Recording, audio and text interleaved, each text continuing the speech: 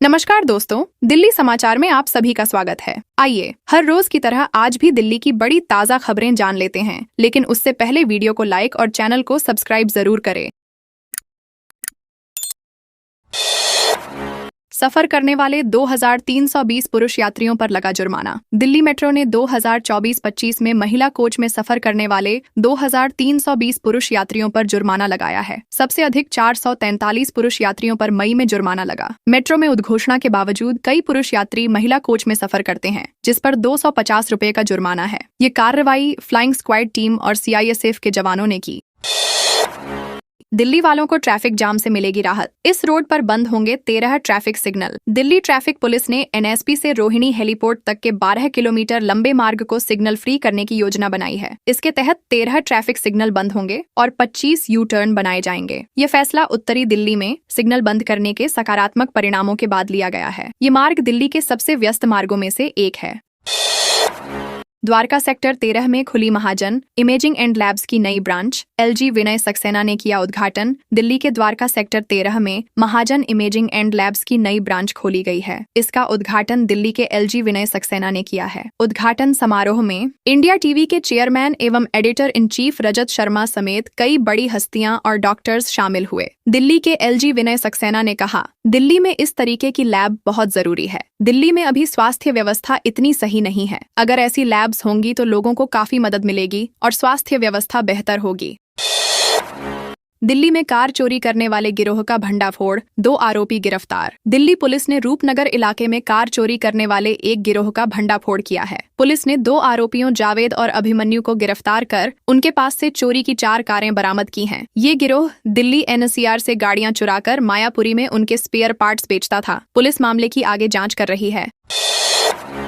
दिल्ली में drunk driving का बढ़ा चलन। पिछले साल से 3150 ज्यादा कटे चालान। दिल्ली पुलिस ने शराब पीकर गाड़ी चलाने वालों के खिलाफ सख्ती दिखाई है। इस साल पहले 6 महीनों में 15,621 चालान काटे गए, जिनमें सबसे ज्यादा नरेला में दर्ज हुए। पुलिस ने जागरूकता अभियान चलाए हैं और उल्लंघन करने वालों पर जुर्माना लगाया जा रहा है। शराब पीकर गाड़ी चलाना एक दंडनीय अपराध है, जिसमें जुर्माने के साथ जेल भी हो सकती है।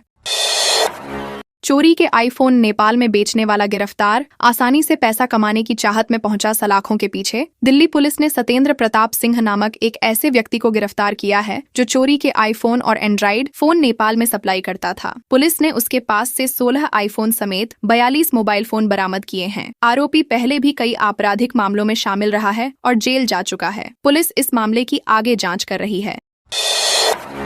नाबालिग पहलवान सागर धनखड़ हत्याकांड में आरोपित प्रवीण डब्बास को मिली अंतरिम जमानत। किडनी की बीमारी से जूझ रहा डब्बास। दिल्ली हाई कोर्ट ने 2021 के सागर धनखड़ हत्याकांड में आरोपी प्रवीण डब्बास को स्वास्थ्य कारणों से 2 सप्ताह की जमानत दी है। न्यायमूर्ति संजीव नरूला की पीठ ने यह फैसला डब्बास की गंभीर किडनी बीमारी और सांस लेने में तकलीफ को देखते हुए सुनाया। अदालत ने 25,000 रुपए की जमानत राशि पर रिहाई का आदेश दिया। राज्य सरकार ने जमानत का विरोध किया था।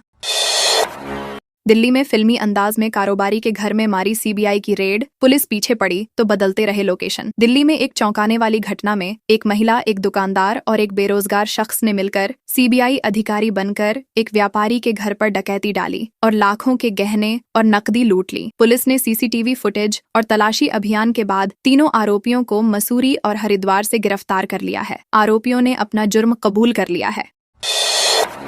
ओडिशा के पुरी की छात्रा को पेट्रोल डालकर जलाया, एयरलिफ्ट कर दिल्ली एम्स में की गई भर्ती। ओडिशा के पुरी जिले में एक दर्दनाक घटना घटी, जहां 15 वर्षीय छात्रा को पेट्रोल डालकर जला दिया गया। गंभीर रूप से झुलसी छात्रा को एयरलिफ्ट करके दिल्ली के एम्स में भर्ती कराया गया है। डॉक्टरों के अनुसार छात्रा 70% तक जल चुकी है और उसकी हालत गंभीर बनी हुई है। स्थानीय पुलिस ने मामले की जाँच शुरू कर दी है और दोषियों की तलाश जारी है।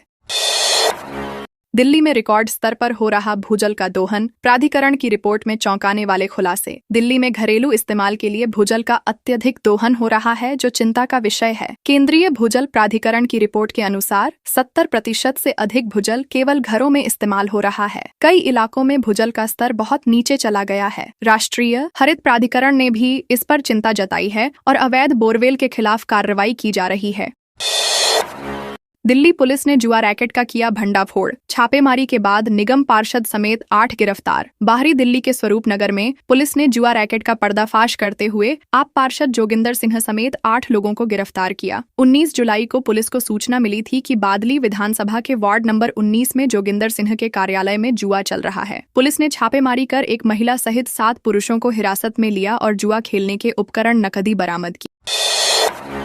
वीएचपी ने लिया संकल्प, भाषा और प्रांत के नाम पर हिंदुओं को बंटने नहीं देंगे। विश्व हिंदू परिषद विहिप वीएचपी ने भाषा और प्रांत के नाम पर हिंदुओं को विभाजित करने के प्रयासों का विरोध करने का संकल्प लिया है। महाराष्ट्र में हिंदी भाषियों पर हमलों के बीच विहिप ने एक प्रस्ताव पारित कर जाति, भाषा और क्षेत्र के आधार पर विभाजनकारी मानसिकता की आलोचना की है। विहिप ने हिंदू समाज से एकजुट रहने और भेदभावों को समाप्त करने का आग्रह किया है। 4 महीने से फरार सुल्तानपुरी की ड्रग तस्कर कुसुम की 4 करोड़ की संपत्ति जब्त, बेटियों का काला चिट्ठा खुला। दिल्ली पुलिस ने ड्रग तस्कर कुसुम की 4 करोड़ की संपत्ति जब्त की, जिसमें इमारतें और फ्लैट शामिल हैं। कुसुम की बेटियों के बैंक खातों से करोड़ों का अवैध लेन देन पाया गया है। कुसुम पहले भी छापेमारी के दौरान फरार हो चुकी है और उस पर कई मादक पदार्थ तस्करी के मामले दर्ज हैं। पुलिस ने कुसुम के अवैध साम्राज्य का पर्दाफाश किया है। मालिक ने ऑफिस से रुपये लाने को कहा, मौका पाकर नौकर 27 लाख रुपये लेकर हुआ चंपत। पुलिस जांच में जुटी। मॉडल टाउन में एक नौकर अपने मालिक के 27 लाख रुपये और स्कूटी लेकर फरार हो गया। मालिक राम कुमार ने पुलिस को बताया कि उन्होंने जितेंद्र को पैसे लाने भेजा था, लेकिन वह गायब हो गया। पुलिस ने मामला दर्ज कर जांच शुरू कर दी है और आरोपी की तलाश जारी है। 1.90 करोड़ रुपए के गांजा के साथ 4 तस्कर गिरफ्तार। ओडिशा से दिल्ली लाया गया था 411 किलो नशा। दिल्ली क्राइम ब्रांच ने 1.90 करोड़ रुपए का 411 किलो गांजा जब्त कर 4 तस्करों को गिरफ्तार किया। यह गांजा ओडिशा से दिल्ली एनसीआर में सप्लाई किया जाना था। पुलिस ने तस्करी में इस्तेमाल ट्रक और कार भी बरामद की। गिरफ्तार तस्करों में लोकेश भारद्वाज, आशीष खासा, मोइन खान और श्रीकांत प्रसाद शामिल हैं।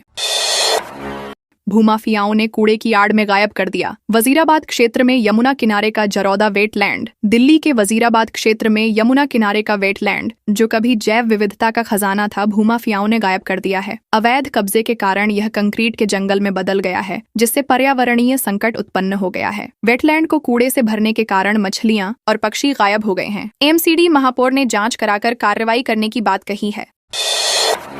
कांवड़ कंधे पर लेकर चलने वालों में आईआईटीएन भी हुए शामिल। कांवड़ियों में हर प्रोफेशन के धुरंधर। नई दिल्ली से लोकेश शर्मा के अनुसार कांवड़ यात्रा में अब केवल ग्रामीण परिवेश के लोग ही नहीं, बल्कि आईआईटी इंजीनियर, पुलिसकर्मी और मल्टीनेशनल कंपनी में काम करने वाले लोग भी शामिल हो रहे हैं। हरिद्वार से दिल्ली तक की कठिन यात्रा में लोग अपनी श्रद्धा और आस्था के साथ भाग ले रहे हैं। कई महिलाएं भी परिवार की सुख शांति के लिए कांवड़ ला रही हैं।